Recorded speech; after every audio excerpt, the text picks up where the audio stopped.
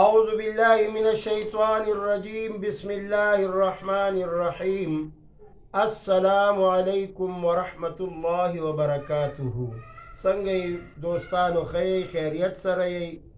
نن د حضرت عمر فاروق رضی الله تعالی عنہ مختصر غونته واقعا ذکر کومه. دا غین وړاندې نن زموږ د سټوډیو ته هغه هستی راغلی ده چې هغې تاسو ته بالکل مخاطب دي او د هغې چې زه هر څومره تعارف وکړم تاسو سره نو د تعارف محتاجه نه دی. جناب پروفیسر سید رحیم شاه صاحب دامت برکاتهم العالیه تاسو ما سره په څنګ کې وګورئ. نن هغه هستی موږ سره ناستې ده. الحمدلله زه فخر کوم چې زه یو ډېر کمزوری یو ډېر خطاکار سیاکار او ډیر کمزوري د ټولو انسانانو نه کمزوري او داسې هستیانی الله زه فخر کوم په دې خبره باندې چې سیدان دا د جناب محمد رسول الله صلی الله علیه وسلم اهل عیال دی. داسې حضرات هغې زموږ ملاقات ته راځي نو دا ستاسو دعاګانې دي او د الله کرم دی.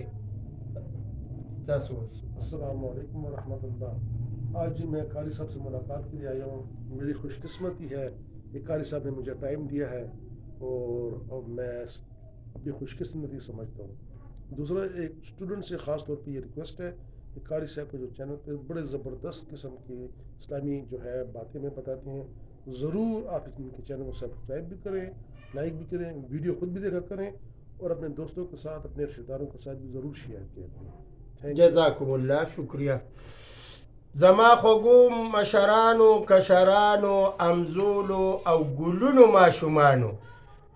حضرت عمر فاروق رضی الله تعالی عنہ مختصر واقعا دا د چا بچیو؟ دا د حضرت عمر ابن خطاب یعنی د خطاب بچیو. نبی کریم صلی الله علیه وسلم دعا غوښتې وه یا الہ العالمین داسې دعا لاسونه اوچت کړه چې ای پروردګار عالمه یو عمرین چې هغه ابن حشام دی او یو عمر ابن خطاب دی, دې دواړو کې الہ العالمین یو مسلمان کا. نبی کریم صلی الله علیه وسلم لاسونه مبارک راخ که فوراً الله تبارک و تعالی دعا قبول کړه. واقعا داسې ده چې ابو جهل خپل قوم را جمع آواز وکړو چې زما قومای ای زما اهل و عیال ای زما د چم ګاونډیانو ټول را جمع شئ اعلان کومای. ابو جهل څنګه اعلان کوي ای زما قومای کچا د جناب محمد رسول الله صلی الله علیه وسلم سر مبارک روړلو انعام کې به ولسل اوخان ورکومای. قوم چې دا خطاب واورېدی په دې قوم کې حضرت عمر فاروق رضی الله تعالی عنہ موجود پاسېدلو ای زموږ سردارای دا کار به زما په ذمه کای زه به درته نن دا کار کومای. حضرت عمر فاروق رضی الله تعالی عنہ توره را واغستلای او په لاره باندې روان شو مزل کوي. لار کې ول نعیم رضی الله تعالی عنہ راضی مالک یا عمر ای عمر فاروقای دا راته ووایه چې نن خو ډېر په غوسه کې ډېر په جذبه کې ډېر په قهر باندې چرته روانې وی زه د آقای نامدار محمد رسول الله سر مبارک روړمای. حضرت نعیم رضی الله تعالی عنہ ورته فرمایی ای عمر واپس شای پام کوه اراده دی بدل کا دا کار بالکل نشي کولی د دواړو جهانو سردار سر مبارک پرېږدا چې د هغه نوک ته یعنې ویښته ته هم هېڅ قسم عذاب نشي ورکولی عمر فاروق رضی الله تعالی عنہ حیران ودرېدی اے نعیمای ولی دا کار زه نشم کولی توره را سره دی ما اراده کړې دی زه د جناب محمد رسول الله صلی الله علیه وسلم لزان رسومای حضرت نعیم رضی الله تعالی عنہ پیغور ورکئی لار شستا اوخه او ستا خور بی بی پا جناب محمد رسول الله صلی الله علیه وسلم باندې ایمان راوړی دی عمر فاروق رضی الله تعالی عنہ راغی د خور بی بی کور سره ودرېدلو مسله دا ده چې په خپلو غوږونو چې واوري هغه مسله داسې ده عمر فاروق صاحب غوږ کېښودلو دنه د قرآن کریم آواز راځي خور بی بی لګیا دی طه ما انزلنا عليك القرآن لتشقى عمر فاروق رضی الله تعالی عنہ د قرآن آواز په خپلو غوږونو واورېده دروازې په قهر سره وټکوله دروازه حضرت عمر فاروق صاحب وټکوله ټک ټکاوې کړله او چې دروازې وواله نو یو صاحب دی کې یو بیت جوړ کړی دی او ډېر ښکلي انداز کې وی عمر آواز وکړو د قاره ډکای ای ګمراه سعید راشه لرکورای خورې لړزېدله پرورو راغلله ورته ټوله رپېدله ورې لرې کړو عمر ته شو داخل پکور عمر سوکې د خلاصې نو پچغو مظلومان شو عمر فاروق رضی الله تعالی عنہ د 26 سال نوجوان دی اسلام باندې مشرف نه دی د ننه چې لاړ نو خور بی بی د امره انداز کې والا چې بدن مبارک نه وینې روانې دي اخور ورته آواز کوي اے زما رورای دا زما بینی قربان شد قرآن نا